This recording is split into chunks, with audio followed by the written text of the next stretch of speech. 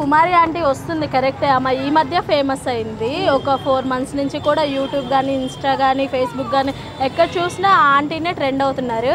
కానీ ఏంటంటే తను వచ్చినా కూడా ఒక 2-3 weeks 3 కూడా ఉండరని చెప్పేసి నా ఫీలింగు. ఎట్లంటే ఒకసారి షకీల్ అమ్మగారని పోయిన సీజన్లో వచ్చారు. ఆవిడ కూడా సో గేమ్స్ అయితే ఏమన్నా ఆమె పర్సనాలిటీ ఈమె పర్సనాలిటీ ఒకటేలా ఉంది. సో అట్లా గేమ్స్ ఏమీ ఆడలేదేమో అనిపిస్తుంది.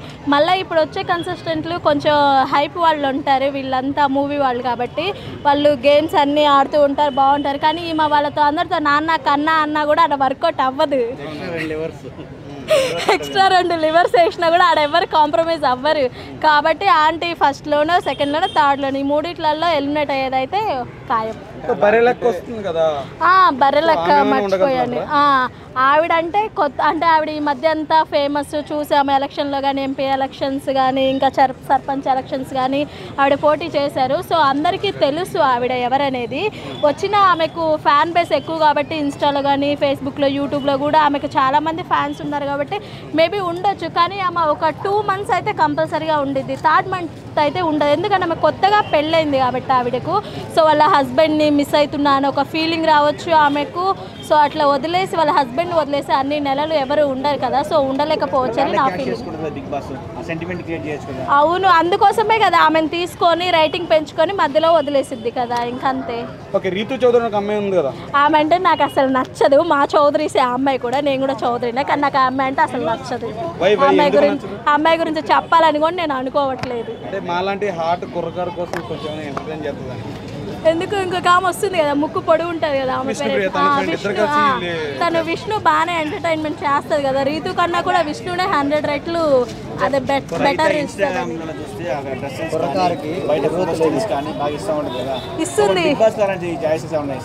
చేస్తుంది, ఎలిమినేట్ అయ్యి వస్తుంది. No problem. ఒక 2 monthsకి అట్లా.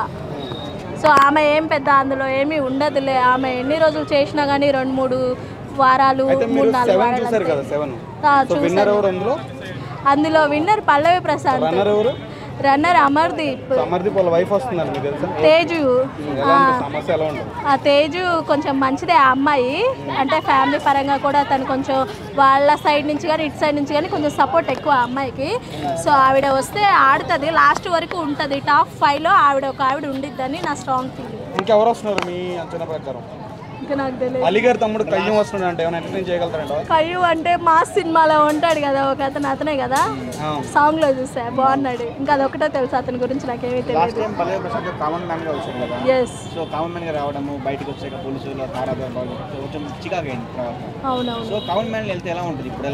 కామన్ మ్యాన్ వెళ్తే అంటే ఎలా, పల్లవి ప్రశాంత్ గురించి ఏంటంటే తను కామన్ మ్యాన్ గా నుంచి ఫస్ట్ అసలు రైతు అనేది ఉంది కాబట్టి తనకు ఆ కేటగిరీ నుంచి వెళ్ళిన వాడు కాబట్టి సో ప్రజలు ఆయన మీద అంత ఆప్యాయత, అనురాగత, ప్రేమ చూపించడం జరిగింది.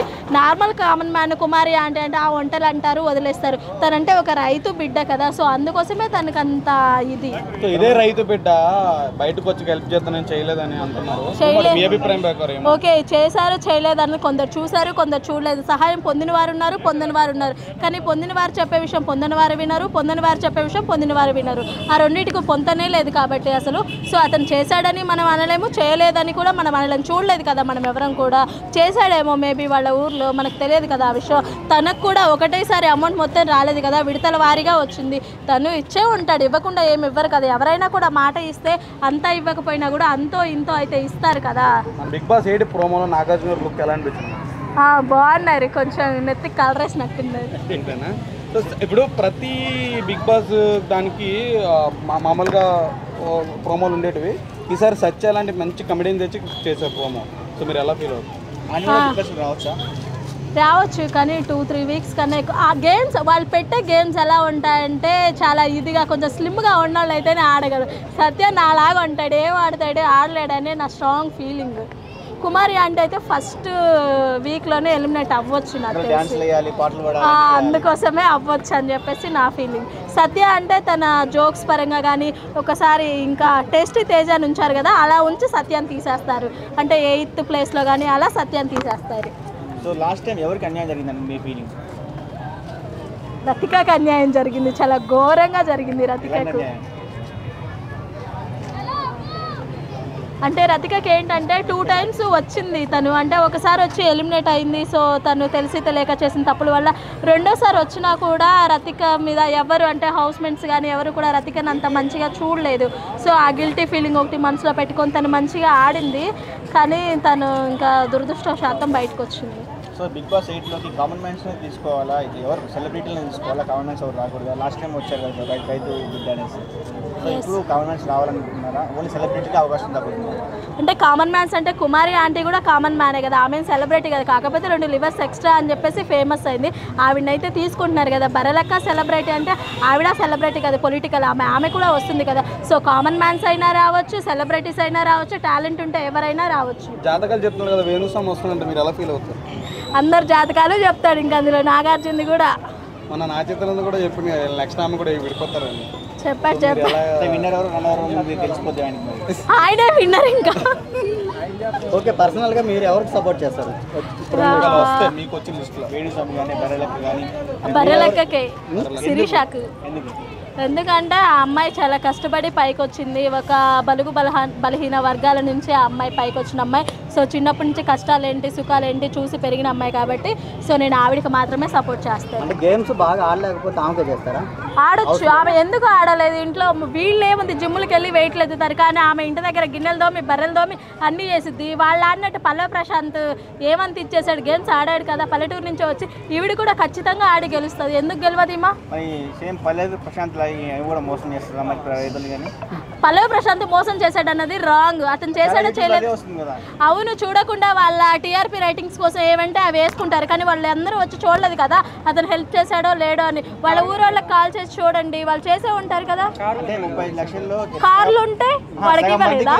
రైతులకి హెల్ప్ చేస్తా అని చెప్పి 50,000 లక్ష నెల సరుకులు ఇచ్చేసి అంతా సరిపెట్టుకుంటున్నారు. మరి అవన్నా ఇచ్చిండు కదా, అవన్నా ఇచ్చిండు కదా, ఇవ్వకుండా అయితే లేడు కదా. అవైనా హెల్పే కదా. ఒక 1000 రూపీస్ సింపతి అక్కడ ఆ ప్లాట్ఫారం వరకు వెళ్ళాలంటే చాలా కష్టపడాలి ఫస్ట్ ఆఫ్ ఆల్. సో అక్కడి వరకు అతను వెళ్ళాడంటే అది మనం ప్రౌడ్గా ఫీల్ అవ్వాలి, ఒక కామన్ మ్యాన్ అక్కడి వరకు వెళ్ళాడని. కానీ మన వాళ్ళు ఏంటన్నీ అతని మీద ఎత్తుపొడుపులు చాడి మాటలు, కొంచెం కూడా కృతజ్ఞత అనేది లేదు మన వాళ్లకు. ఛాన్స్ వస్తే మీరు వెళ్తారా బిగ్ బాస్కి? నాకంటొద్దు, నేను పోను.